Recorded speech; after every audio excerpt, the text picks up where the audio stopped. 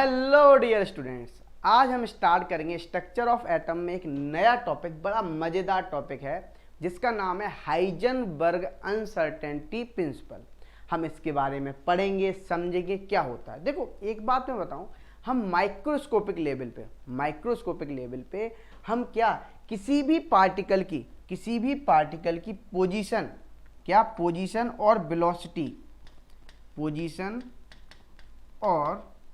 Velocity एक साथ नहीं बता सकते, या हम बोल सकते हैं ऐसा भी इस स्टेटमेंट के थ्रू कि हम पोजीशन और मोमेंटम एक साथ नहीं बता सकते। किसी भी माइक्रोस्कोपिक लेवल पे बोल रहा हूं मैं। जैसे मान लो कोई भी इलेक्ट्रॉन है या प्रोटॉन है, एक साथ मूव कर रहे हैं, लाइट की स्पीड से मूवमेंट कर रहे हैं, तो हम एक साथ उसकी पोजीशन भी नहीं बता सकते एक ही टाइम पे, ना एक ही टाइम पे हम उसकी वेलोसिटी, मतलब एक साथ दोनों को हम कैलकुलेट नहीं पता कर पाएंगे।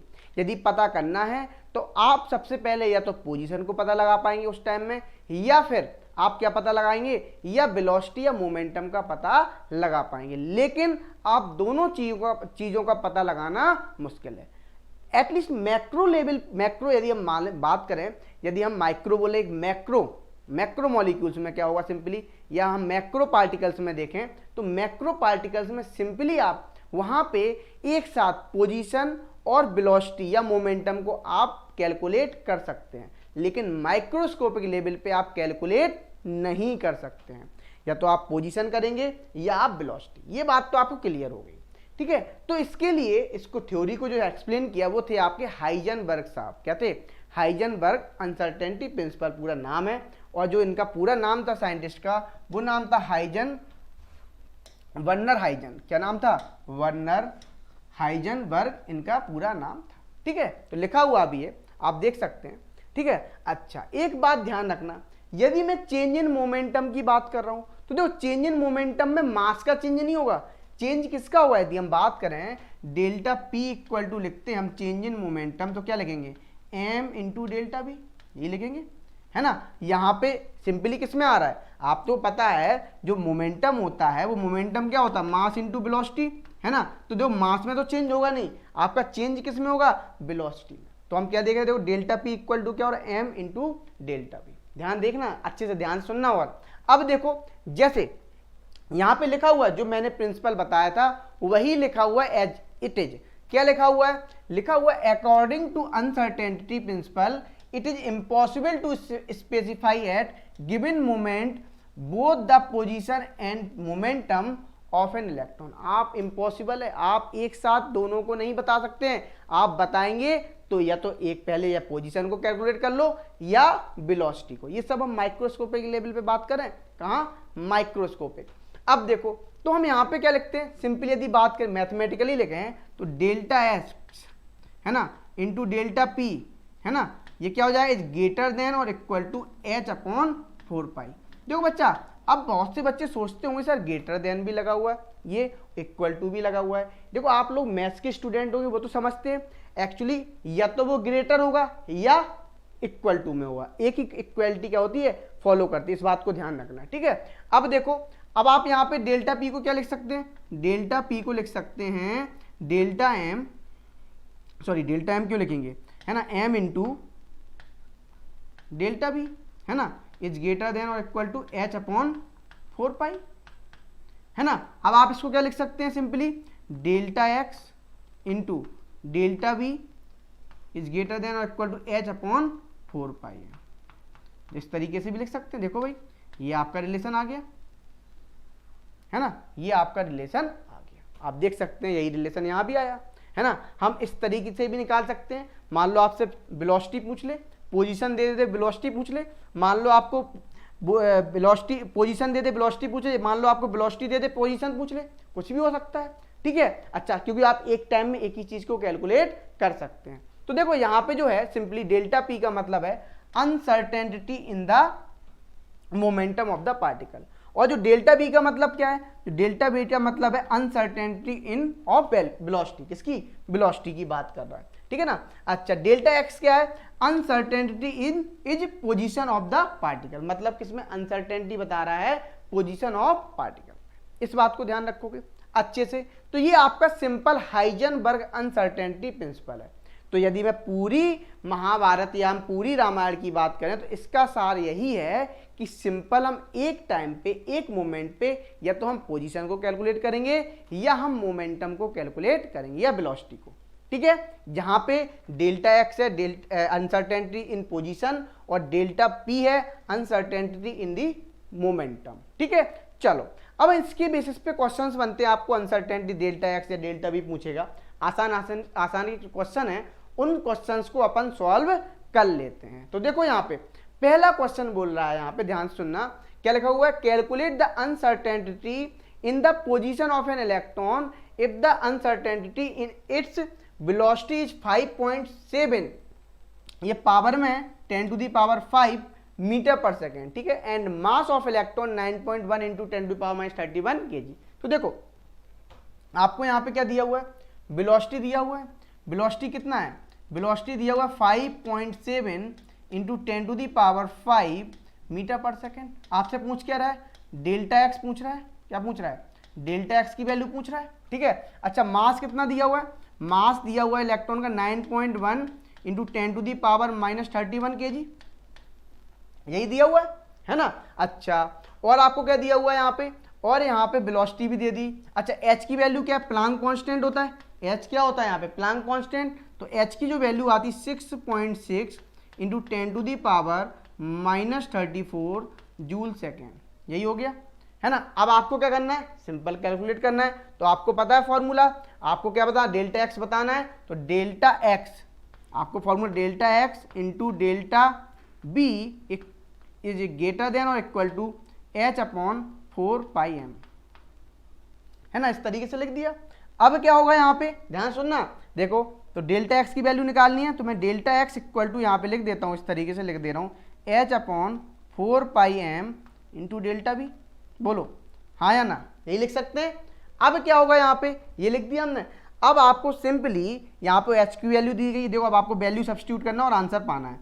ये तो केमिस्ट्री हो गया, अब आपका मैथमेटिकल पार्ट आ गया है। तो मैथमेटिकल पार्ट में क्या करोगे, अब आपको करना है सिंपली यहाँ पे, तो देखो डेल्टा एक्स इक्वल टू क्या आ जाएगा, वैल्यू रखो, एच की वैल्यू कितनी है 6.6 into 10 to the power -34 divide by 4 into 22/7, मैं 3.14 नहीं ले रहा हूँ, बहुत से बच्चे पाई की वैल्यू 3.14 ले लेते हैं, है ना। अच्छा मास कितना दिया हुआ है 9.1 इंटू 10 टू दी पावर -31, है ना, kg होता है। अच्छा फिर क्या है आपका डेल्टा बी कितना है, आपको दिया हुआ है यहाँ पे वेलोसिटी कितना 5.7 into 10 to the power 5 metre पर सेकेंड, इस तरीके से वेलोसिटी दी हुई है। अब देखो अब हमें इसको सॉल्व करना है, तो आसान है, देखो क्या करो आप, ये 7 ऊपर ले जाओ। ठीक है, इसको सॉल्व करते हैं अपन, थोड़ा सा मैं सिंप्लीफाई कर देता हूँ, बाकी का मल्टीप्लाई आप खुद कर लेना। ठीक है, तो देखो क्या हो जाएगा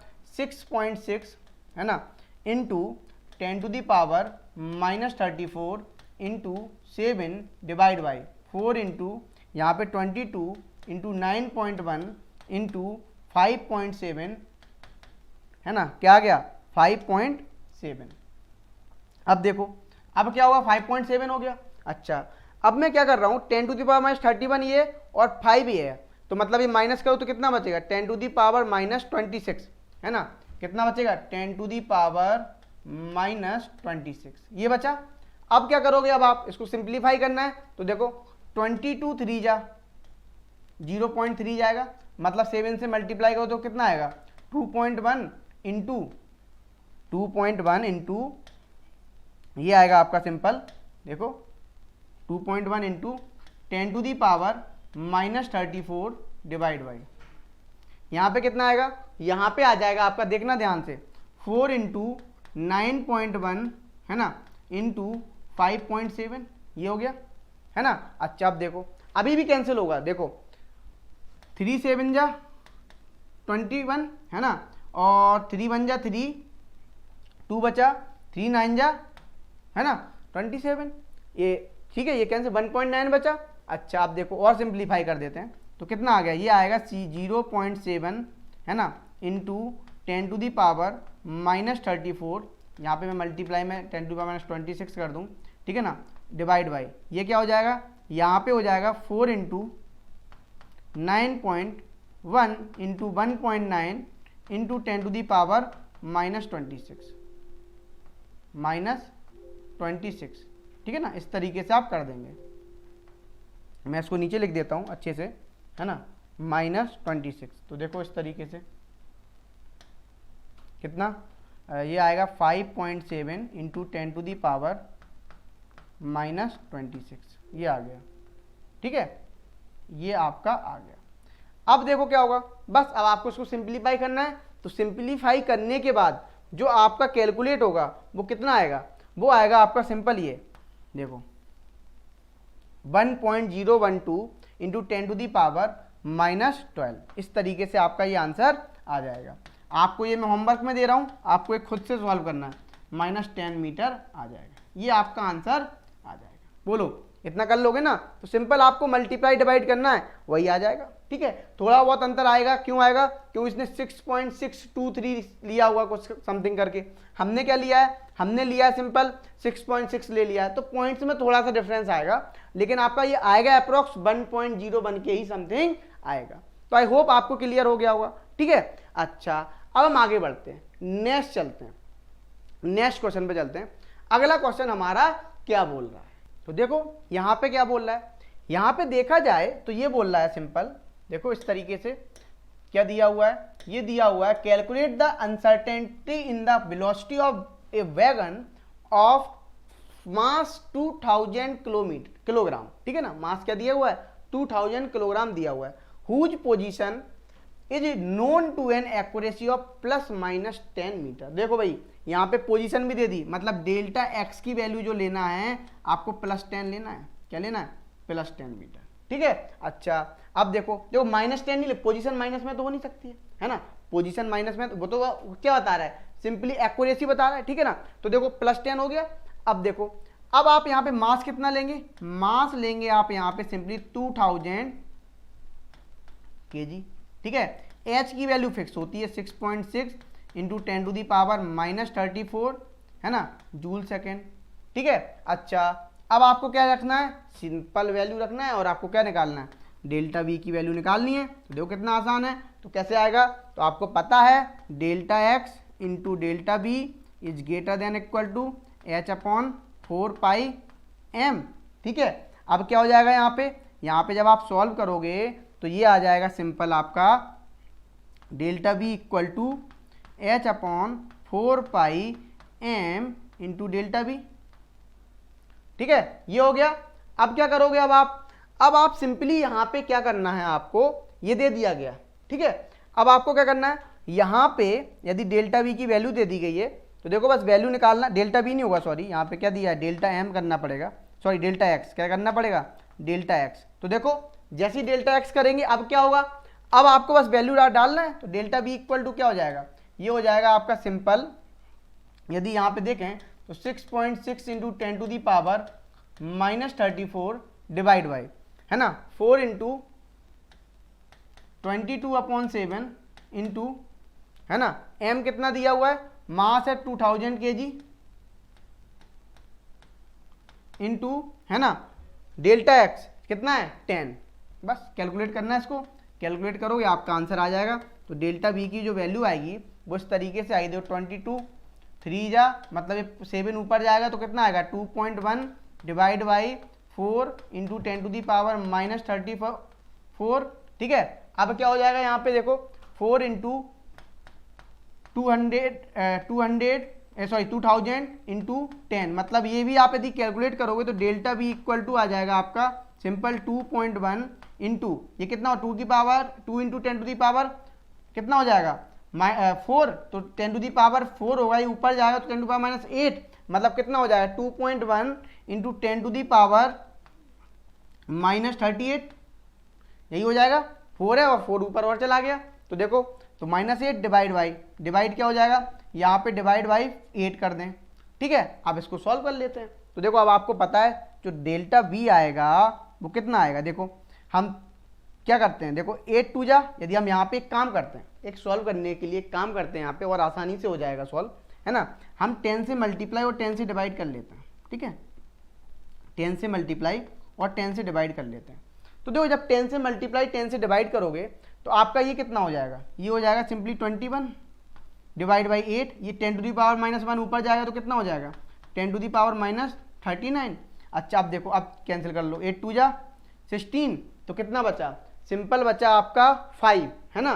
5 जीरो लगाओगे, पॉइंट लगा दो और जीरो लगाओगे, अब क्या हो जाएगा 50, 8 6 जा 48, है ना। 2 बचा, 8 3 जा सॉरी 8 2 जा बोलो 16, 2.62, मतलब कितना आएगा आंसर समथिंग, ये आंसर आएगा जो डेल्टा भी आएगा 2.62 into 10 to the power -39 metre पर सेकेंड आएगा।